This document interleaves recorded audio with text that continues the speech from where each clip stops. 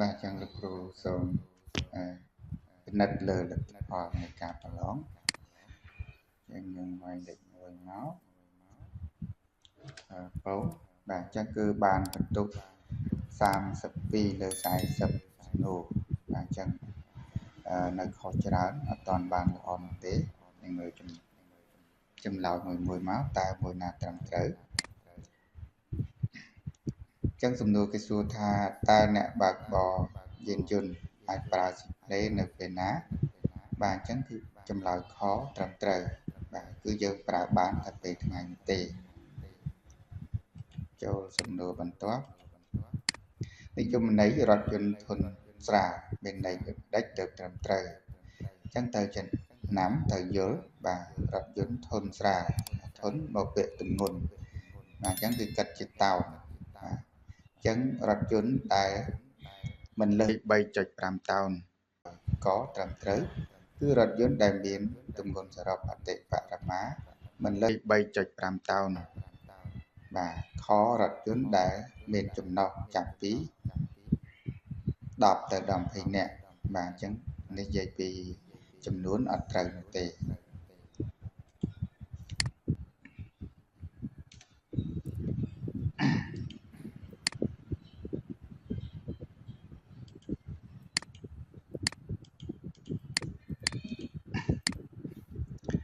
សំណួរបន្ទាប់នៅក្នុងទីប្រជុំជនតើអ្នកបើកបរត្រូវឈប់ឬចតយានជំនិះដាក់ទំនិញឬមនុស្សឡើងចុះយ៉ាងដូចបាទចម្ងាយប្រមាណសង់ទីម៉ែត្រពីគែមចិញ្ចើមផ្លូវបាទអញ្ចឹងចម្លើយខត្រឹមត្រូវគឺមិនលើស25សង់ទីម៉ែត្រទេនិយមន័យរមាក់មានន័យដូចម្ដេចទៅត្រឹមត្រូវបាទអញ្ចឹងគឺចម្លើយខបាទចម្លើយត្រឹមត្រូវគឺក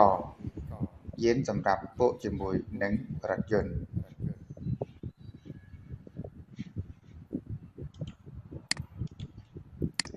តើអ្នកបើកបរអាចឈប់ឬចតយានជំនិះចម្ងាយប្រមាណម៉ែត្រពីគំនូសឆ្នូតកាត់ស្ទឹងទ្រង់ផ្លូវ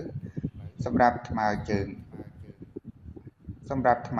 ឆ្លងកាត់បាទអញ្ចឹងយ៉ាងតិចគឺ5ម៉ែត្រអញ្ចឹងចម្លើយគោគឺចម្លើយត្រឹមត្រូវ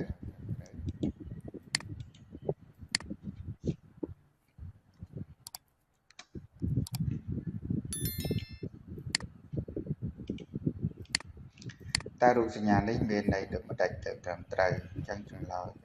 ខកន្លែងកំពុងចំណងដោយសារសាឡាងបាទឃើញមានសាឡាងមានទុកដយបាទអញ្ចឹងគេប្រាប់ដំណឹងយើងមួយទៀតនៅក្នុងការចន់ហ្វ្រាំងចុះទួលដូចគ្នាមួយជាន់ដកមួយទៀតជាន់ចប់តើមួយណាដែលធ្វើឲ្យកម្ដៅហ្វ្រាំងកើនកម្ដៅជាងបាទអញ្ចឹងគឺការចន់ដកធ្វើឲ្យការកើនឡើងកម្ដៅហ្វ្រាំងកើនឡើងច្រើនជាងអញ្ចឹងចម្លើយកគឺចម្លើយត្រឹមត្រូវតើចម្ងាយឈប់របស់រថយន្តធុនតូចក្នុងល្បឿន90គីឡូម៉ែត្រក្នុង1ម៉ោងមានប៉ុន្មានម៉ែត្របាទអញ្ចឹងគឺចម្លើយក